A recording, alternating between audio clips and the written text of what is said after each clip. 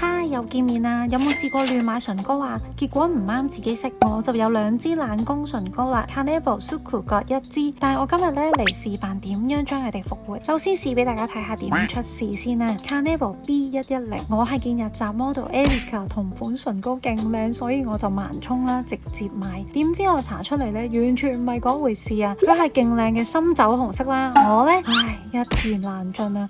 加上咧都幾乾啊，搽嘴係會有拉扯感啦，亦都顯紋。呢個鮮紅色咧，我都唔知幾時用好啊。另一支 Suku 13號色係因為舊年秋冬新品而買，喺手上試色嘅時候係灰粉調，都幾靚噶。但係我上嘴就好病弱 feel 啊，好似天氣太凍咧，凍到我嘴唇發紫咁啊。唇周暗沉咧都係遮唔到噶，要靠唇筆嘅。總之咧就係好唔襯我啦。而復活嘅方法咧就係將佢哋2支疊搽，我哋去片。首先咧 Suku 嘅灰粉調咧係可以壓低咗 Kanebo 嗰支嘅紅啦 ，Suku 嘅超滋潤度咧可以撫平翻唇紋。ta da 就係咁啦，出咗一隻新顏色啊，仲要係暗紅嘅靚色啊，2支都教得翻，順利復活。